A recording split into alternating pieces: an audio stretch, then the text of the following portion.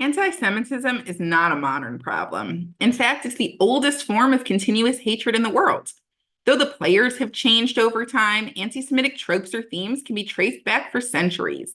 Put differently, the new anti-Semitism we're seeing today actually rests on very old and ingrained beliefs, beliefs that continue to ignore rationale or logic. In this video, we'll explore some of the most common historical anti-Semitic tropes and explain how we are continuing to see reverberations and echoes of those tropes today. Before we get into the specifics, let's understand why it's important for us to be familiar with these tropes in the first place. Understanding the historical context of anti-Semitism can offer important insights to modern instances of anti-Semitism. If we understand the historical anti-Semitic tropes, we'll be more adept at calling out anti-Semitism when we see it. We'll be able to label it and identify it through precedent and be able to feel confident in saying this is anti-Semitism. Teaching these tropes to our students will not only arm them with a similar confidence to label and call out anti-Semitism, but also substantiate and validate their own feelings and help them understand why certain messaging or images that they're seeing are upsetting to them. Finally, for all of us to know as a people that we have gone through these moments before and survived can help increase resilience amongst ourselves and our students. So let's review some of the most common anti-Semitic themes today and examine how they have their roots in historical tropes. Trope number 1, Jews control the world or are working toward global domination. This is a conspiracy theory that has its roots in the book, The Protocols of the Elders of Zion. This book was written more than a century ago, and it claimed to document the secret meetings of Jews who were trying to get together to plan to take over the world. This meeting, of course, never happened, but the book, however, has been translated into dozens of languages and continues to be the most widely distributed anti-Semitic publication even in modern times. So where do we see this trope today? When people hold up signs, such as this one, saying Jews control America, they're echoing the claims of the Protocols of the Elders of Zion. Conspiracy theories abound that Jews control Hollywood, control the media, control global economies, or even governments. Jews have been accused of being the puppet masters who've led governments to start wars which benefit the Jews or to further their own agenda of global domination. Today, we see social media influencers referencing Jewish influence, Jewish power, or the fact that Jews can get away with things that no one else can. Trope number 2.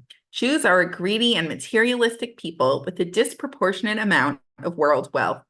This is the false belief that all Jews are rich, inherently good with money, but also stingy, cheap, selfish, or obsessed with gaining more wealth. This stereotype originated in the Middle Ages, when rigid restrictions were placed on Jewish occupations. The church forbade Christians from the money-lending or tax-collecting professions, so those were among the only professions actually available to Jews, who were unable to own land or enter craft guilds. The nobility would often recruit Jews for these roles, and then later, clergymen would use Jews as scapegoats when peasants suffered from poverty. This trope can be seen in everything, from classic literature with characters like Shakespeare's Shylock and Dickens' Fagin, to modern celebrity social media posts. In fact, this stereotype was so normalized that in the 1930s, the Oxford Dictionary listed to cheat as one of the definitions under the word Jew. Eventually, this stereotype worked its way into modern vernacular as well. To Jew someone down became a common expression, meaning to persistently and somewhat unfairly bargain for a lower price.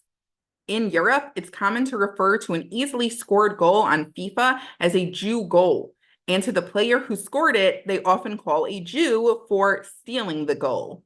Contrary to these stereotypes, it's actually critical for us to point out that Jews across the world can truly be found in all socioeconomic levels of society. And while there are many wealthy Jews across the world, there are also many impoverished Jews. And the only real link that exists between Judaism and money is the Jewish value of charitable giving. While not every Jew is necessarily charitable, Judaism as a religion greatly values tzedakah. Trope number 3, Holocaust distortion and denial. This is the insistence that the magnitude of Jewish suffering and death during the Holocaust has been grossly exaggerated, or the false claim that the Holocaust did not actually happen. As early as 1948, the claim circulated that Jews invented the Holocaust as Zionist propaganda to win world support for the formation of the State of Israel. Holocaust distortion also includes trivializing the Holocaust, incorporating aspects of the Holocaust, such as the term Nazis or the Yellow Star, into modern contexts by groups who claim that they are being persecuted in similar ways and want to draw attention to their own suffering. This trope can be seen when critics of Israel compare the defensive actions of the State of Israel to the genocidal actions of the Nazis. There is no legitimate comparison between the actions of the State of Israel to defend its citizens and the attempted genocide and annihilation of the Jews at the hands of the Nazis. We also saw Holocaust distortion during the COVID pandemic, when groups opposing lockdown and vaccination laws accused governments of being Nazis. Misusing these symbols and terms in a different context minimizes the magnitude of genocide and the specific pain and suffering that the Jews experienced during the Holocaust. Distortion and denial of further atrocities against Jews also continues to be an issue. Just days after the Hamas massacre on October 7, 2023, there already were those who were looking to diminish, downplay, or even outright deny the attack. The terrorists who carried out the October 7th attack documented their own actions with videos and with phone calls and have repeatedly admitted that they carried out the attacks. By denying or trivializing the horrors of October 7th, despite tremendous evidence, Israel is regarded as the sole aggressor, thereby removing important context and justification for Israel's defensive campaign against Hamas. If Israel is regarded as the villain, then it seems just and moral to call for Israel to be defeated at the hands of Hamas. Since October 7th, the call "never again" has resurfaced, not only to ensure that the violent attacks are not repeated, but also to serve as a guarantee that the truth of what happened will be known and the memories of those who were killed will continue to live on. Many people still subscribe to these and other anti-Semitic stereotypes.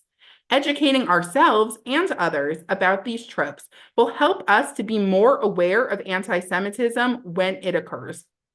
And it will help us ensure that others can identify anti-Semitic comments and incidents as such and respond appropriately.